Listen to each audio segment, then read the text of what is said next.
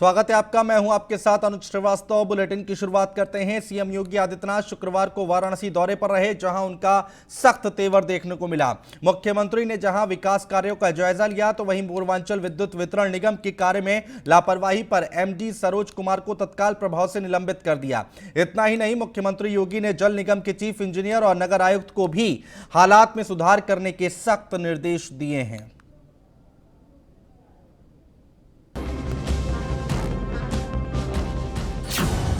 CM Yogi Adityanath का बड़ा action. UPPCL के एमडी सरोज कुमार को किया सस्पेंड। बैठक से नदारद होने पर की कार्रवाई। चीफ इंजीनियर को भी लगाई फटकार। मुख्यमंत्री योगी आदित्यनाथ वाराणसी के विकास कार्यों को हमेशा गंभीरता से लेते हैं।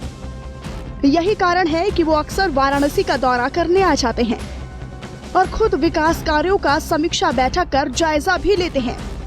इसके साथ ही साथ सीएम योगी आदित्यनाथ खुद योजनाओं का जायजा लेने के लिए मौके पर जाते हैं। हर बार की तरह इस बार भी सीएम योगी आदित्यनाथ वाराणसी दौरे पर विकास कार्यों का जायजा ले रहे थे, लेकिन इस दौरान पूर्वांचल विद्युत वितरण निगम के एमडी सरोज कुमार बैठक से नदारद रहे, जिसके कारण उनके ऊपर कार्रवाई की गई। कार्रवाई का सबसे बड़ा कारण बैठक में अनुपस्थित नहीं रहना था, बल्कि वाराणसी में इन दिनों बिजली कटौती अपने चरम पर है। लगातार बिजली के पोल फॉल्ट शहर में जारी हैं, जिससे घंटों तक कटौती की जाती है। इसकी शिकायत मुख्यमंत्री योगी आदित्यनाथ तक पहुंची थी। इसी को लेकर पूर्वांचल विद्युत वितरण निगम के एमडी सरोज कुमार को बैठक में बुलाया गया था, लेकिन जब वो बैठक में ही नहीं आए तो उन्हें मुख्यमंत्री योगी आदित्यनाथ ने निलंबित कर दिया।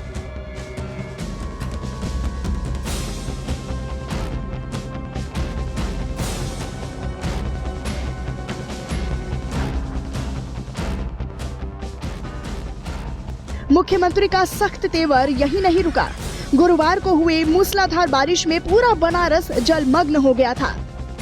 इस पर मुख्यमंत्री ने जल निगम के चीफ इंजीनियर के साथ ही नगर निगम के आयुक्त को भी सख्त निर्देश दिए और चेतावनी दी कि यदि हालात नहीं सुधरे तो उन पर भी गाज गिर सकती है। बहरहाल जनता के लिए हमेशा तत्पर रहने वाले सीएम योगी ने एक बार फिर से ये दिखा दिया है कि यूपी में अफसरों की लापरवाही कतई बर्दाश्त नहीं की जाएगी। अगर जनहित के कामों में अफसर लापरवाही बरतेंगे तो उनसे भी सख्ती से निपटा जाएगा। Bureau report, news 1 India. और वाराणसी में अत्याधुनिक सुविधाओं से लैस पूरे उत्तर भारत का इकलौता इमारत स्मार्ट सिटी परियोजना के तहत बनकर तैयार हो चुका है। 186 करोड़ की लागत से बनकर तैयार हुए रुद्राक्ष कन्वेंशन सेंटर का सीएम योगी ने निरीक्षण किया है। इस दौरान सीएम योगी ने संतोष भी जाहिर किया है। देखिए रिपोर्ट। सीएम योगी ने किया रुद्राक्ष कन्वेंशन सेंटर का निरीक्षण। रुद्राक्ष कन्वेंशन सेंटर को सीएम योगी की हरी झंडी। अधिकारियों के जवाब से आश्वस्त दिखे सीएम योगी। वाराणसी में भारत और जापान के मजबूत रिश्तों की पहचान रुद्राक्ष कन्वेंशन सेंटर को मुख्यमंत्री योगी आदित्यनाथ की हरी झंडी मिल गई है। अब प्रधानमंत्री नरेंद्र मोदी के वाराणसी दौरे का इंतजार है, जो इसे काशी वासियों को समर्पित करेंगे। शुक्रवार को नगर निगम स्थित रुद्राक्ष कन्वेंशन सेंटर पहुंचे मुख्यमंत्री योगी आदित्यनाथ ने 5 मिनट तक परिसर का मुआयना किया। रुद्राक्ष कन्वेंशन सेंटर बनाने वाली संस्था और प्रशासनिक अधिकारियों से निर्माण कार्य के बाबत जानकारी ली। इस दौरान सीएम योगी आदित्यनाथ अधिकारियों के जवाब से आश्वस्त दिखे।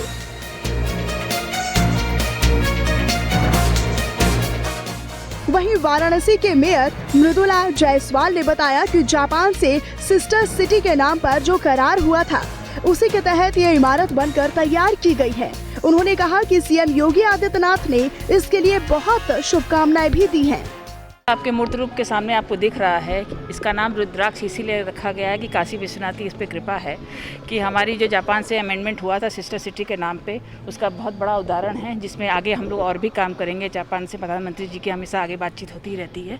इसकी आज अवलोकन करने के लिए मुख्यमंत्री जी आए थे ये 186 करोड़ का प्रोजेक्ट है, जिसमें दोनों नगर निगम और जिला प्रशासन, स्मार्ट सिटी सभी का एक योगदान रहा है, जिसका एक मूर्त रूप आपके सामने है।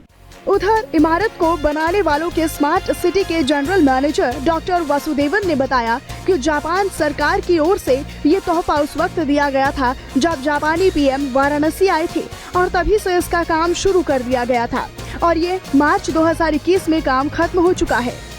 सीएम योगी आदित्यनाथ इसी का निरीक्षण करने के लिए तीसरी बार वाराणसी आए हैं। कि आप जानते हैं इंडो जापानीज फ्रेंडशिप के सिंबल है ये। 2018 में इसकी कंस्ट्रक्शन शुरू हुआ है। जब जापानी प्राइम मिनिस्टर पिछले बार माननीय प्रधानमंत्री के साथ बनारस आए थे, तब ये डिसाइड हुआ है बनारस के लिए एक तोहफा जापान गवर्नमेंट की तरफ से दे दिया जाए। तो 2018 में शुरू हुआ है, ये मार्च 2021 में खत्म हो गया है। अभी ट्रायल रन टेस्टिंग चल रहे हैं, तो माननीय प्रधानमंत्री जो कभी भी आ सकते हैं, 1 महीना 1.5 महीने में इसका उद्घाटन बहुत जल्दी होने वाला है। ये पूरी तरह से जैसे आप देख रहे हैं तैयार है। बहरहाल रुद्राक्ष कन्वेंशन सेंटर को सीएम योगी आदित्यनाथ की हरी झंडी मिलने के बाद विकास के पथ पर अग्रसर वाराणसी के लोगों को एक जल्द ही बड़ा तोहफा मिलने जा रहा है और इसके लिए काशी के लोगों को पीएम मोदी का बेसब्री से इंतजार है। Bureau report, news 1 India.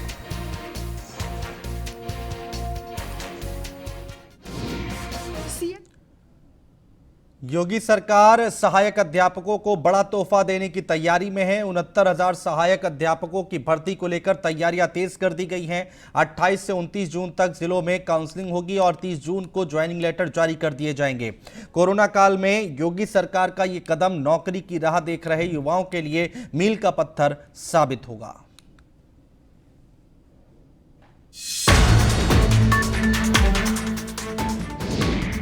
सहायक अध्यापकों की भर्ती को लेकर निर्देश, खाली पदों पर भर्ती की तैयारी शुरू, भर्ती प्रक्रिया को लेकर तारीख जारी, 30 जून को मिलेगा नियुक्ति पत्र। उत्तर प्रदेश की योगी सरकार ने 69,000 सहायक अध्यापकों के खाली पदों पर भर्ती को लेकर निर्देश जारी कर दिए हैं। ऑनलाइन सॉफ्टवेयर के जरिए चयन और जिलों के आवंटन की प्रक्रिया पूरी की जाएगी। भर्ती प्रक्रिया में ये तीसरे चरण की काउंसलिंग होगी। इन खाली पदों को वेटिंग लिस्ट से भरा जाएगा। शासन के निर्देशों के मुताबिक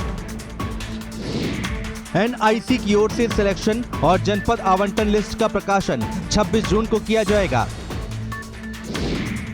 28 से 29 जून तक जिलों में काउंसलिंग और दस्तावेजों की जांच होगी। 30 जून को नियुक्ति पत्र जारी किए जाएंगे। कोरोना संक्रमण की दूसरी लहर पर काबू पाने में योगी सरकार काफी हद तक सफल रही है। सरकार ने इस बात का ध्यान रखा है कि लोगों की आजीविका चलती रहे और किसी तरह की परेशानी ना हो। लिहाजा सहायक अध्यापकों की भर्ती भी जल्द से जल्द पूरा करने के आदेश दिए गए हैं। देखिए, बहुत समय से पिछली सरकारों में लगातार रहता था कि रोजगार परक सरकारें नहीं थी, लोगों को रोजगार उपलब्ध नहीं कराती थी, बेरोजगारों की संख्या बढ़ती जा रही थी। उस दिशा में योगी आदित्यनाथ जी ने जबरदस्त कदम उठाए, खास करके शिक्षा के क्षेत्र में, है ना। इतनी भर्तियां होने के बाद भी जो भर्तियां बची उसमें भी कहा जो वेटिंग में है उनको भर्ती किया जाएगा। मुझे लगता है इससे 2 फायदे हैं। एक तो शिक्षा के क्षेत्र में लोगों को नियुक्तियां मिली हैं और दूसरे जो पढ़ने वाले लोग हैं उनको टीचर उपलब्ध हुए। तो ये एक अभूतपूर्व कार्य है जो योगी सरकार ने किया है। अनुसूचित जनजाति के 1133 पदों पर कैंडिडेट न होने के कारण आरक्षण संबंधी प्रावधानों के अनुसार अनुसूचित जाति के अभ्यर्थियों से भरा जाएगा। सहायक अध्यापकों के रिक्त पदों पर भर्ती की प्रक्रिया जून महीने में ही पूरी कर ली जाएगी। योगी सरकार सहायक अध्यापकों की भर्ती को लेकर शुरू से ही पॉजिटिव रुख अपनाए हुए है। उत्तर प्रदेश में 69,000 शिक्षक भर्ती को लेकर के इसी निर्देश जारी कर दिए गए। इसी माह पूरी भर्ती प्रक्रिया को करना होगा। रिक्त पदों व अनुसूचित जाति के पूर्व पदों को लेकर के तिथियों की घोषणा कर दी गई। साथ ही साथ ऑनलाइन सॉफ्टवेयर के जरिए चयन व जनपद का आवंटन किया जाएगा। एनआईसी 26 जून को सफल जो जनपद है, चयन है, उसकी पूरी प्रक्रिया की सूची जारी करेगा। वहीं 28 व 29 जून को जो अभ्यर्थी सफल होंगे उनके अभिलेखों की जाँच की जाएगी। इसके बाद 30 जून को जो अभ्यर्थी सफल होंगे उनको नियुक्ति पत्र दिया जाएगा। अध्यापकों की भर्ती प्रक्रिया पर किसी तरह का सवाल नहीं उठे, इसके लिए पारदर्शी तरीका अपनाया जा रहा है। सब कुछ ऑनलाइन होगा और कैंडिडेट को सारी जानकारी दी जाएगी। यूपी सरकार ने अपने बेहतर मैनेजमेंट के जरिए कोरोना काल में भी काफी लोगों को नौकरियां दी हैं। जाहिर है योगी सरकार के इस फैसले ने नौकरी पाने की राह देख रहे युवाओं के चेहरे पर मुस्कान लाने का काम किया है। Bureau report, news 1 India.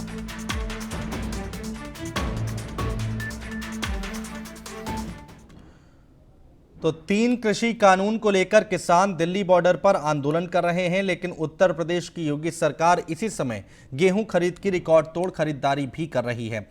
सूबे की सरकार ने गेहूं खरीद में अपना ही रिकॉर्ड तोड़ते हुए 12 लाख से अधिक किसानों से 55,34,000 मीट्रिक टन गेहूं की खरीदारी की है।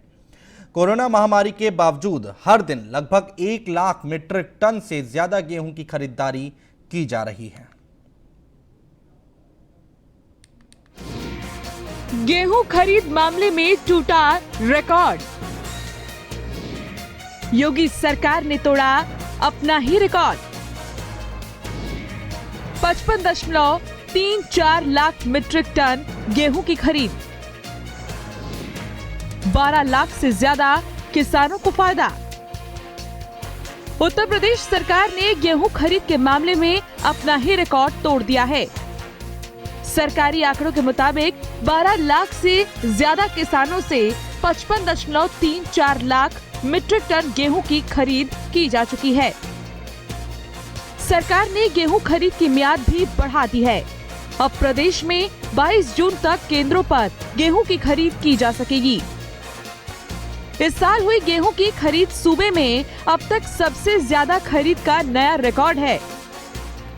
इससे पहले साल 2018 में सरकार ने 52.92 लाख मीट्रिक टन गेहूं की खरीद की थी। योगी सरकार ने किसानों से गेहूं खरीद में अपना ही रिकॉर्ड तोड़ दिया है। निश्चित है कि कोरोना काल के दौरान भी सीएम योगी के निर्देश पर गेहूं खरीद में कोई भी धीमी गति नहीं हुई। लगातार योगी सरकार के निर्देश पर गेहूं खरीद प्रदेश भर के करीब 5,000 क्रय केंद्रों पर जारी रही। इसी का परिणाम है कि उत्तर प्रदेश के 12 लाख किसानों से 55.34 लाख मीट्रिक टन गेहूं की खरीद की गई। अगर हम 2018 के आंकड़े पर नजर डालें तो उस दौरान 52.92 लाख मीट्रिक टन गेहूं खरीद की गई थी। तो निश्चित है कि योगी सरकार ने 2018 से 2020-21 के सत्र में अपने ही रिकॉर्ड को तोड़ दिया है। सरकार के मुताबिक इस साल गेहूं खरीद के पीछे कई कारण हैं। सरकार ने 2020 से 21 में गेहूं के एमएसपी को 1,925 रुपए से बढ़ाकर 2021 से 22 में 1,975 रुपए कर दिया था। इसके अलावा खरीद केंद्रों की संख्या भी पिछले साल के 5,000 से बढ़ाकर इस साल 6,000 कर दी गई।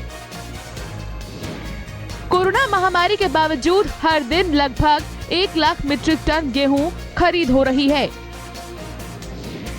14 जून को किसानों से लगभग 1.14 लाख मीट्रिक टन की खरीदी गई गेहूं।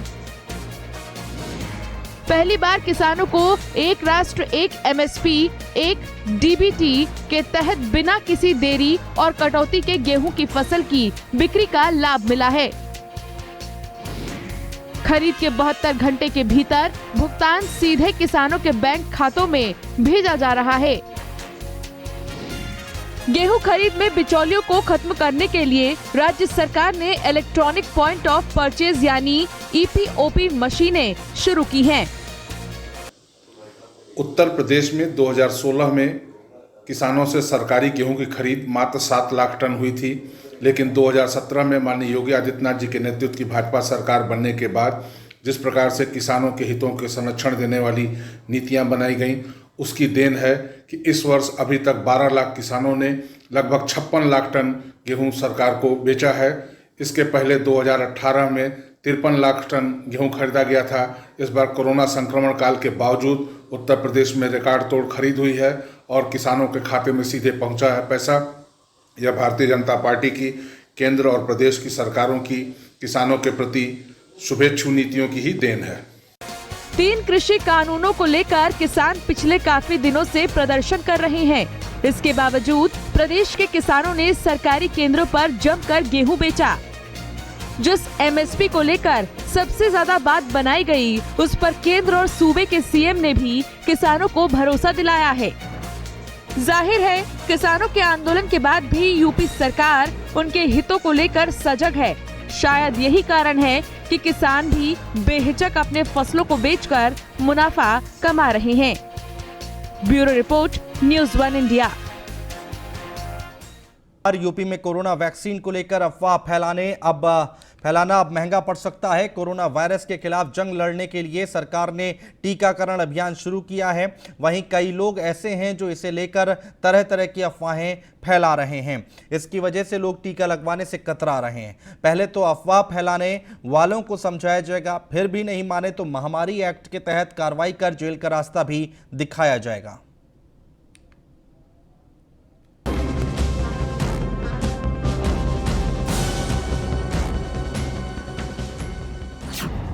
अब अफवाह फैलाना पड़ेगा भारी, सख्ती से निपटेगी योगी सरकार। बोलोगे झूठ तो मिलेगी जेल, टीके पर अफवाहबाजों को मिलेगी सजा। यूपी में कोरोना वैक्सीनेशन को लेकर अफवाह फैलाना अब भारी पड़ेगा। अब जो कोई भी वैक्सीनेशन के बारे में अफवाह फैलाएगा तो सरकार उससे सख्ती से निपटेगी। योगी सरकार की तरफ से सभी अधिकारियों को निर्देश दिए गए हैं कि ऐसे लोगों की पहले पहचान की जाए और फिर उन्हें समझाया जाए। अगर ऐसे लोग फिर भी न माने तो उनसे कड़ाई से पेश आया जाए। सभी जिलों के डीएम, सीएमओ और पुलिस अधिकारियों को निर्देश जारी कर कहा गया है कि शहरी और ग्रामीण इलाकों में कुछ शरारती तत्व वैक्सीनेशन अभियान में बाधा डालने की कोशिश कर रहे हैं। ऐसे लोगों से सख्ती से निपटा जाए। योगी सरकार ने कहा है कि अफवाह फैलाने वालों को समझाया जाए कि वैक्सीनेशन सबके लिए ही बहुत जरूरी है। कोरोना से सुरक्षित रहने का यही एक तरीका है। अगर फिर भी लोग नहीं मानते हैं तो उनके खिलाफ सख्त एक्शन लिया जाए। देश हित में वैक्सीनेशन बहुत ही जरूरी है। शासन के संज्ञान में आया कि गांव स्तर पर लगातार कई ऐसे शरारती तत्व हैं जो कहीं न कहीं वैक्सीनेशन को लेकर अफवाहें फैला रहे हैं, जिसको लेकर योगी सरकार ने सभी जिलाधिकारियों, साथ ही साथ में पुलिस अधिकारियों, उसके अलावा सीएमओस को निर्देश जारी किए हैं कि जो भी इस तरीके की अफवाह फैलाता है उसके साथ सख्ती से निपटा जाए और उसके खिलाफ वैधानिक कार्रवाई भी सख्ती के साथ की जाए। तो निश्चित है कि योगी सरकार ऐसे लोगों के खिलाफ सख्त एक्शन लेगी ताकि वैक्सीनेशन अभियान को कहीं भी कोई धक्का ना लगे और तेजी के साथ उत्तर प्रदेश में वैक्सीनेशन अभियान चलाया जा सके। वैक्सीन को लेकर अफवाह फैलाने वालों पर महामारी एक्ट के तहत कार्रवाई की जाएगी। कोरोना की तीसरी लहर को देखते हुए सरकार वैक्सीनेशन पर खास जोर दे रही है। जुलाई से हर दिन यूपी में 10 लाख लोगों को वैक्सीन लगाने की योजना बनाई गई है। सरकार का लक्ष्य है कि 31 अगस्त तक 10 करोड़ लोगों को और दिसंबर तक राज्य के सभी लोगों को वैक्सीन लगा दी जाए। दरअसल ग्रामीण इलाकों में लोग वैक्सीनेशन को लेकर अलग अलग तरह की बातें कर रहे हैं। उनके मन में ये डर बिठा दिया गया है कि वैक्सीन लगवाना खतरनाक है। इसी अफवाह की वजह से वह वैक्सीनेशन कराने के लिए तैयार नहीं है। इससे सरकार के वैक्सीनेशन अभियान में बाधा आ रही है। टीके पर कुछ इस तरह की अफवाहें फैलाई जा रही हैं। टीका लगाने से मौत हो जाती है, मर्दों को यह नपुंसक बना देता है, टीके लगाने पर औरतें बांझ हो जाती हैं, चर्म रोग हो जाता है, गंभीर बीमारियां होने लगती हैं, आदमी अंधा हो जाता है या लकवा मार सकता है। आज पूरी दुनिया के वैज्ञानिक इस बात को लगातार कह रहे हैं कि कोरोना से रक्षा केवल वैक्सीन ही कर सकती है और सभी को वैक्सीन लगाया जाना उनके जीवन रक्षा के लिए अनिवार्य है। लेकिन तमाम तरह के भ्रामक प्रचार करने वाले लोग हैं जो लोगों को वैक्सीन के बारे में भ्रम फैला रहे हैं और लोगों में अक्सर ये प्रायः देखा गया है कि ग्रामीण क्षेत्रों में कोरोना वैक्सीन को लेकर के लोगों में हिचक है, उसको लगवाने को लेकर के तरह तरह की भ्रम और अफवाहें हैं। मैं आदरणीय योगी जी की सरकार का इस आदेश का बहुत स्वागत करता हूं कि कोरोना वैक्सीन को लेकर के जो भ्रम फैलाने वाले लोग हैं, जो समाज में अफवाह फैलाने वाले लोग हैं, उनके खिलाफ सख्त कार्रवाई के निर्देश जिला कलेक्टरों को दिए गए हैं। दूसरी ओर योगी सरकार वैक्सीनेशन को लेकर लगातार लोगों को जोड़ने का प्रयास कर रही है। अलग अलग आयु वर्ग के लोगों को टीके लगाने के लिए लगातार कार्यक्रम लाए जा रहे हैं।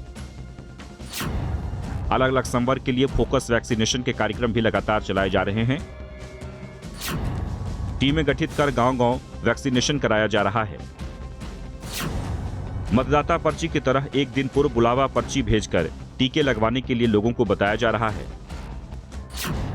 कार्यालयों और संस्थाओं में भी कैंप लगाकर टीकाकरण के कार्य चलाए जा रहे हैं। जाहिर है, योगी सरकार कोरोना संक्रमण की तीसरी लहर की संभावना को देखते हुए अभी से ही तैयारियां करनी शुरू कर दी हैं। कोरोना वैक्सीन लगवाकर संक्रमण के जोखिम को कम किया जा सकता है, लिहाजा सरकार ने अपने इस अभियान में रोड़ा अटकाने वाले लोगों पर शिकंजा कसने की तैयारी कर ली है। Bureau report, news 1 India.